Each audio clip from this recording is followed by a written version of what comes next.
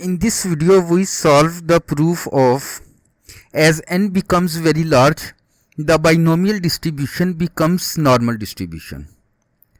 In other words, we can say that binomial distribution approaches to normal distribution when small n becomes large. So we solve this proof. We know that z is equal to standardized variable z is equal to x minus expected value of x and root variance of x. So in binomial distribution, expected value of x, which is called mean of the binomial distribution, is np and variance is equal to npq. So put the value of mean and variance in this equation, x minus np and root npq. Now we consider moment generating function of z for binomial distribution.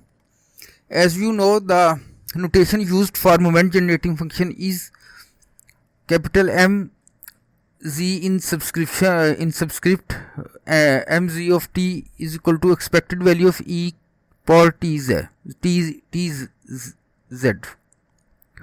Expected value of e power t, put the value of z, x minus np and root npq. Multiply t inside the bracket, t of x and root npq dot npt and root npq minus npt and over and root npq.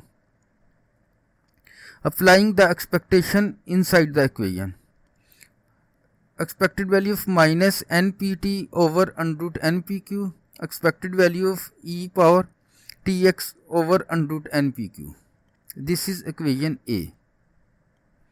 So we consider first expected value of tx. We solve expected value of tx. So by definition of expectation, as you know, when we expand expectation, some expected value of tx, f of x is the probability mass function for the binomial distribution, and some sign is used for discrete family of distribution. So ncx p of x q power n minus x, some e power tx ncx p power x q power n minus x. So the moment generating function, when you solve this equation, it is equal to q plus p e raised power t whole power n. This is the moment generating function of binomial distribution. You can find its link at the end screen of moment generating function, and I solved the complete proof of moment generating function of binomial distribution. So here we required only answer. So we put expected value of e power tx is equal to q plus p e raised power t whole power n. So replacing t by t over under root npq. In this equation, t replaced by t over under root npq. So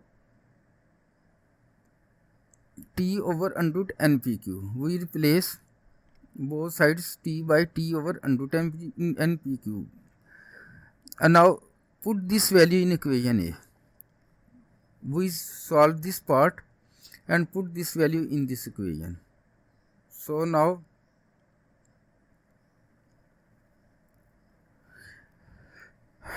m of z into t is equal to expected value of minus npt over under root npq, q plus p e raised power t over under root npq whole power n. Taking log both sides, log of m of t is equal to minus npt under root npq ln e or log of e, which is equal to 1. As you know, by using log formula to expectation, its formula is you have multiply with power and then take again the log of e. So we use the this power rule. Also power rule apply here. Log of multiply with power, we multiply n with this number and again take the derivative of this number. So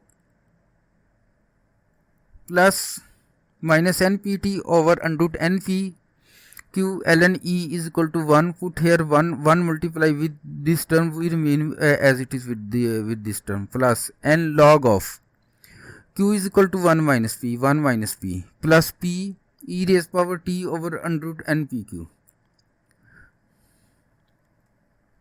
So taking minus p common both sides, when you take minus p common, we left with 1 minus e raised power t over under root npq.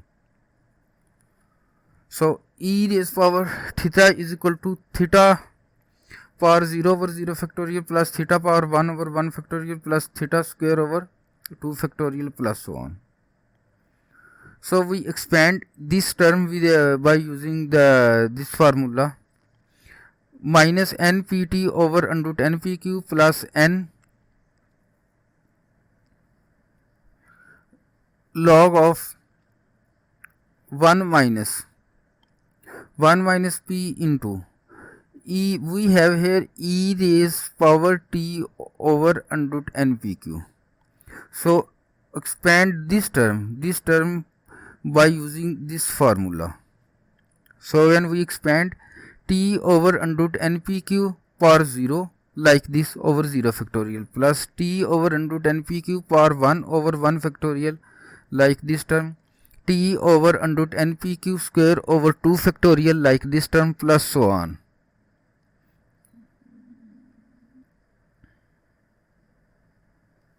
So we write this term minus npt over under root npq as it is, plus n log of 1 minus p. So this is 1 minus, we have with, when we take minus p common,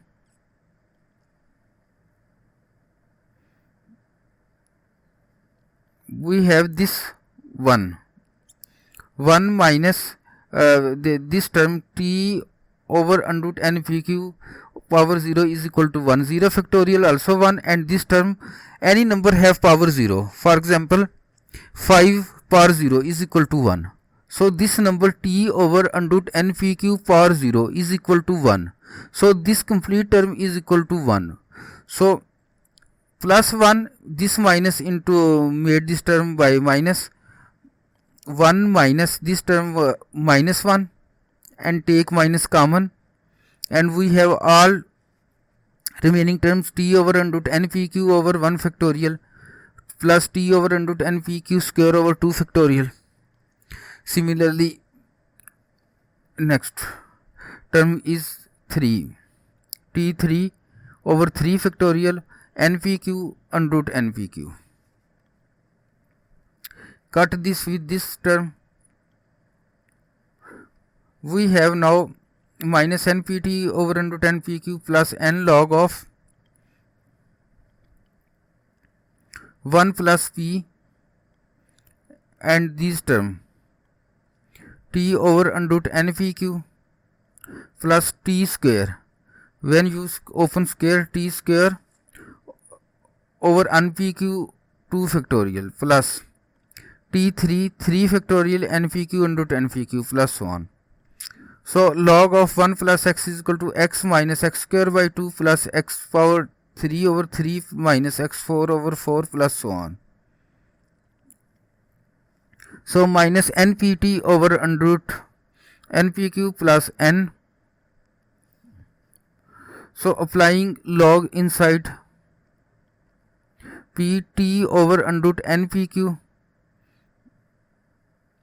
by using this formula,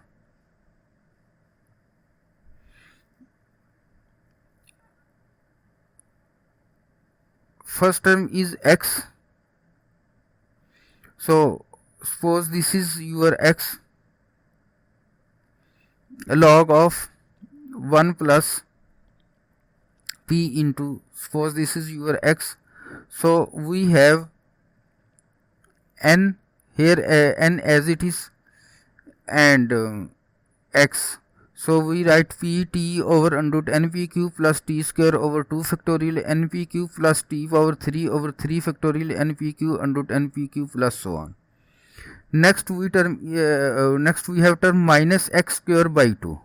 So we write here minus 1 over 2, this is 1 over 2, and x square. Square these terms. This is our x. 1 plus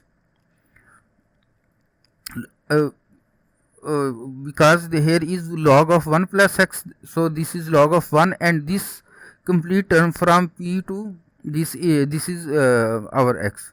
So we have x square and t over under root npq plus t square 2 factorial npq square. Next term is x3 over 3. So we have write 1 plus 3 p power 3 into t over under root npq plus t square over 2 factorial npq plus 1 whole power 3 plus so on. So by applying this formula log of 1 plus x, now we minimize minus npt over under root npq, npt over under root npq multiply n inside plus np